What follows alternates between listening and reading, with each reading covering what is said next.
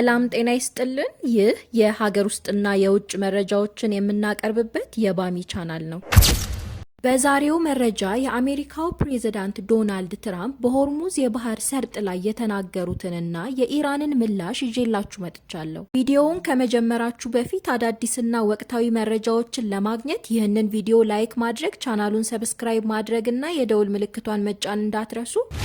ወደ መረጃችን ስንገባ የአሜሪካው ፕሬዝዳንት ዶናልድ ትራምፕ በቅርቡ የሆርሙዝ የባህር ሰርጥ የአሜሪካ ግዛት አካል ይሆናል ያሉ ሲሆን ከኢራን ጋር ያለው ግጭት እየተባባሰ ባለበት በአሁኑ ሰዓት የአሜሪካው ፕሬዝዳንት ዶናልድ ትራምፕ ኢራን ከተሸነፈች በኋላ የሆርሙዝ ሰርጥ የአሜሪካ ግዛት አካል ይሆናል ሲሉ ለደጋፊዎቻቸው ተናግረዋል። የኢራን የውጭ ጉዳይ ሚኒስተር እንደሰጡት ምላሽ የሆርሙዝ የባህር ሰርጥ የኢራን እንደነበረና የኢራን እንደሚሆን እንዲሁም የኢራን ሆኖ እንደሚቀጥል ገልጸዋል። ቴሄራን በውሃ መንገድ ላይ ያለው ቁጥጥር በኢራን እጅ ሆኖ እንደሚቆይ አጽንኦት ሰጥተዋል። ተጨማሪም አሜሪካ በሆርሙዝ ሰርጥ ላይ ሉዓላዊነት ሊኖራት ይችላል የሚለውን ማንኛውንም ሀሳብ ውድቅ አድርገዋል። ሆርሙዝ ሰርጥ ላይ የሚደረገው ግጭት ትልቅ ትኩረት የሚሰጠው ሲሆን የሆነው ከፍተኛ መጠን ያለው ዘይትና የተፈጥሮ ጋዝ በመደበኛነት በውሃው ወደብ ውስጥ የሚያልፍ ስለሆነ ሲሆን ማለት ቀጣይነት ያለው መስተጓጎል ከመካከለኛው ምስራቅ ባሻገር ከፍተኛ መዘዝ ሊያስከትል የሚችል ስለሆነ ነው።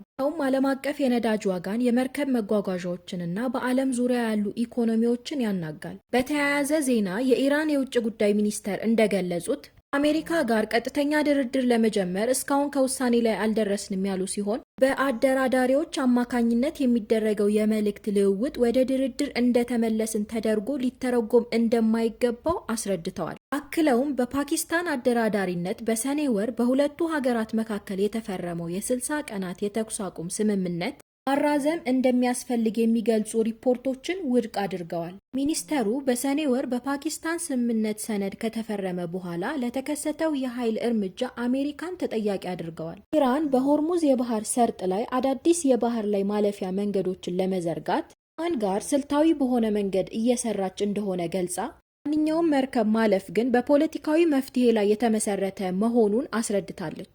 ሚኒስተሩ አክለውም የሆርሙዝ የባህር ሰርጥ የመርከብ ትራፊክ መጀመር አለመጀመር አሜሪካ ማክበር ባለባት ሌሎች ሁኔታዎች መሟላት ላይ የተመሰረተ ነው ብለዋል። አስተያየት የወጣው የአሜሪካው ፕሬዝዳንት ዶናልድ ትራምፕ ኢራንን ድል አድርገን ከጨረስን በኋላ የሆርሙዝ የባህር ሰርጥ የአሜሪካ ግዛት አካል መሆኑን አውጃለሁ ባሉበት ዕለት ነው።